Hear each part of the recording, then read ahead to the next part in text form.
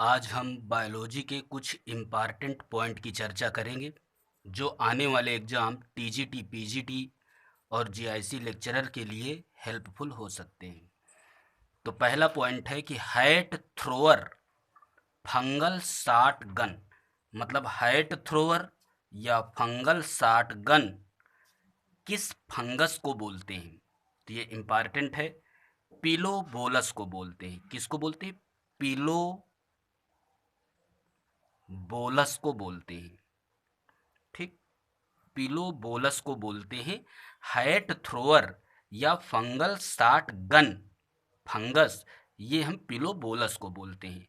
अब है zygotic meiosis किस में पाया जाता है। तो जाइगोटिक मियोसिस मतलब जाइगोट में मियोसिस ये एल्गी में पाया जाता है। एल्गी में जो होता है वो ज़्यादातर एल्गी में जाइगोटिक मियोसिस होता है। तो कभी अगर आ जाए कि जाइगोटिक मियोसिस किस में पाया जाता है, मतलब जाइगोट में अर्धसूत्री विभाजन किस में मिलेगा, तो एल्गी में मिला करता है। नेक्स्ट है the first division in zygote of Selaginella is.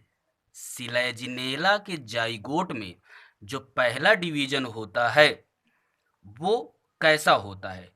तो ट्रांसवर्स डिवीजन होता है। ट्रांसवर्स डिवीजन होता है। पहला डिवीजन ट्रांसवर्स डिवीजन होगा। अब ये दो पॉइंट बहुत इंपॉर्टेंट हैं कि फेमिन ऑफ आयरलैंड और फेमिन ऑफ बंगाल ये किनके द्वारा होता है? किन फंगस की कौन सी बीमारी है जो आयरलैंड में अकाल पैदा किया था और बंगाल में अकाल पैदा किया था? तो फेमिन ऑफ आयरलैंड ये होता है, ये जो हुआ था ये हुआ था लेट ब्लाइट ऑफ पोटैटो से।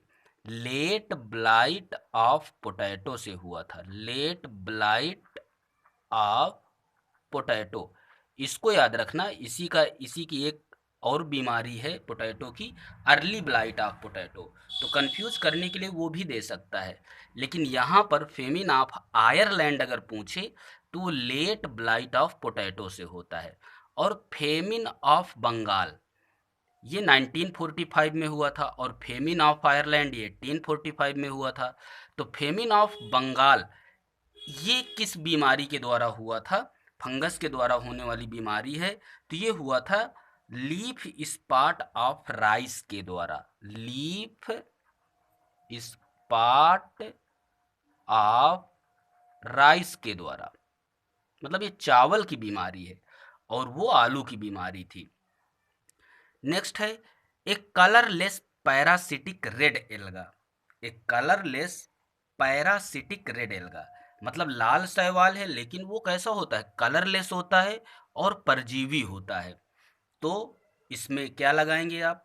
याद करिए। तो इसका नाम है हारवेला। हारवेला। हार्वेला ये कलरलेस पैरासिटिक रेड एल्गा होता है। तो बहुत इंपॉर्टेंट है। रेड एल्गा तो है लेकिन कलरलेस होता है। नेक्स्ट है female cone of Pinus develops seeds in. Pinus का जो फीमेल कोन है वह बीज कितने दिनों पर बनाता है? ठीक, तो उसमें 3 साल में बीज बनते हैं। 3 इयर्स लग जाते हैं सीड बनने पर। सीड कैसा होगा? नेकेड होता है, कवरिंग तो होती नहीं है। नेक्स्ट है number of prothallial cells in male gametophyte of Selaginella. Selaginella के मेल गैमेटोफाइट में प्रोथैलियल सेल की संख्या कितनी होती है? ठीक, तो याद करिए ये संख्या कितनी होनी चाहिए। Number of prothallial cells in male gametophyte of Selaginella, तो इसकी संख्या कितनी होती है? 1 होती है। नंबर ऑफ प्रोथैलियल सेल्स, इसकी संख्या कितनी होगी? 1 होगी। 1 प्रोथैलियल सेल्स पाई जाती है सिलेजिनेला के मेल गैमेटोफाइट में। ठीक, सिलेजिनेला के मेल गैमेटोफाइट में 1 प्रोथैलियल सेल पाई जाती है। ठीक है। अब नेक्स्ट है कि नेक कैनाल सेल्स इन फर्न। फर्न की जो नेक कैनाल सेल होती है, फर्न की जो नेक कैनाल सेल होती है उसकी क्या खास बात होती है, तो वह वन होती है, वन होती है और उसमें दो केंद्रक पाए जाते हैं, तो one with two nuclei, one with two nuclei, मतलब एक कैनाल सेल होगी, फर्न में एक कैनाल सेल होती है लेकिन उसमें दो केंद्रक पाए जाते हैं। नेक्स्ट है pigments common to all algae are, मतलब सभी शैवालों पर कौन से पिगमेंट कॉमन होते हैं, मतलब चाहे वो रेड एल्गी हो, चाहे ब्राउन एल्गी हो, चाहे ग्रीन एल्गी हो और चाहे ब्लू ग्रीन एल्गी हो, इनमें कौन से पिगमेंट ऐसे हैं जो सभी एल्गी में पाया जाएगा, तो वो होता है क्लोरोफिल ए, क्लोरोफिल ए सब एल्गी में पाया जाएगा। ठीक, और क्या होता है, और होता है कैरोटिनॉइड्स, कैरोटिनॉइड्स यह सभी में पाया जाएगा।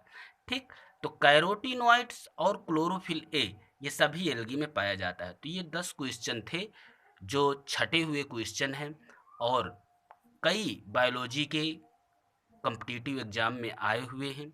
आप इनको लर्न करिए और लाभ उठाइए।